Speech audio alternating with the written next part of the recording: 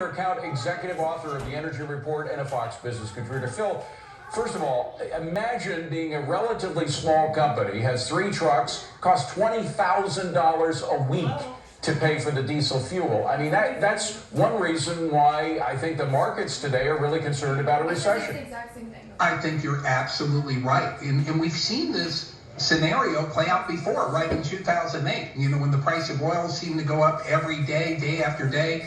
And then all of a sudden we started to hear from businesses saying, we can't afford it. We're going to have to shut down. We're going to go bankrupt. And when you get that type of explosive move in the market, it does have ramifications, not only for the consumers of that commodity, but everybody that they serve. Well, where do oil prices go from here? Where do you think they go? And the prices at the pump? Some people are talking about $10 gasoline at the pump.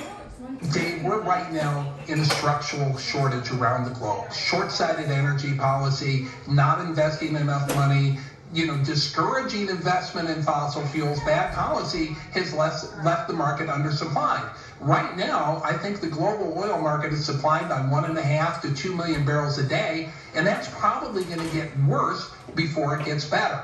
Once China starts to reopen their economy, I think they're going to consume a lot of oil, and that's going to make that deficit even bigger. Well, I want to talk about domestic oil production and natural gas production, but for the moment, the president's going to be going to Saudi Arabia. First of all, he claims he's not going to talk about oil. Do you buy that for a minute?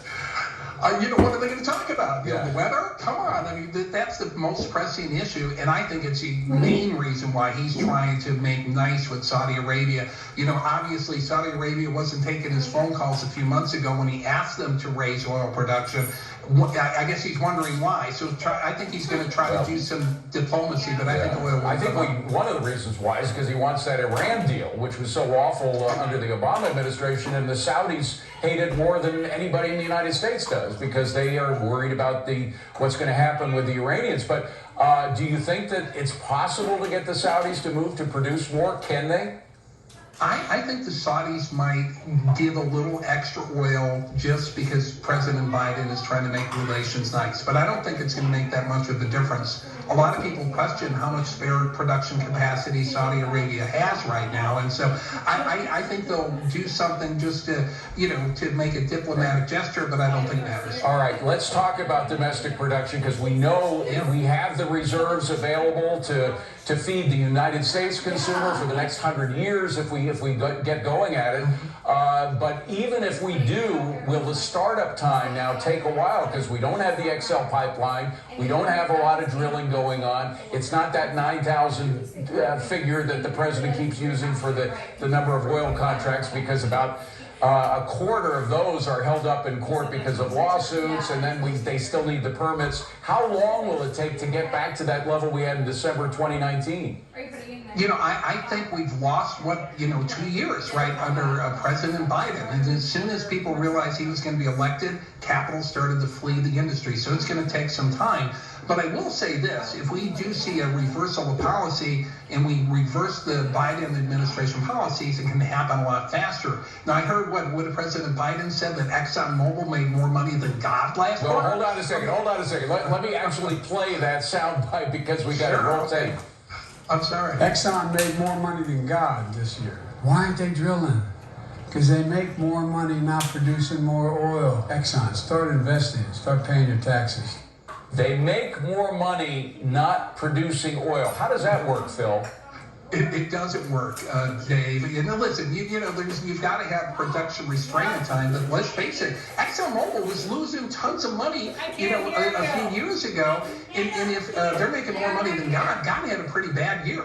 I mean, compare ExxonMobil's earnings to Apple, for example. What did we make? ExxonMobil made $20 billion. They had a quarter where they made $5 billion. Last quarter, I think Apple made $97 billion. Right. And what the president doesn't realize is that you had to invest. For ExxonMobil to make that profit, they almost had to invest an equal amount to keep the oil flowing. It's an attack. I mean, we know it's all an excuse. It's an attack on fossil fuels. He wants to kill the fossil fuel industry. He said it before. We'll say it again. But in the meantime, he's talking about price gouging. He's talking about price caps and windfall profit taxes. We've tried all of that before. We had price caps, so-called price controls back in the 70s. That didn't work at all. That created shortages. They create shortages all the time. So we would have high prices and these long gas lines that we had in the 70s if we had price controls, right? Or windfall profit taxes. Absolutely correct, because we've learned that right now that if you don't invest in oil, prices go up, but you have less oil. Listen, this is a lack of investment problem. President Biden, with these policies, are going to scare even more investment away than he already has, right? We need to get gasoline prices. We have to reopen refineries, right? We have to drill more oil. We have to find reliable sources of energy. And just by closing down refineries and killing pipelines, that doesn't solve the problem. People are going to be afraid to invest. And when you don't invest, then your prices are going to go up because there's less supply. Phil, I've run out of time, but I have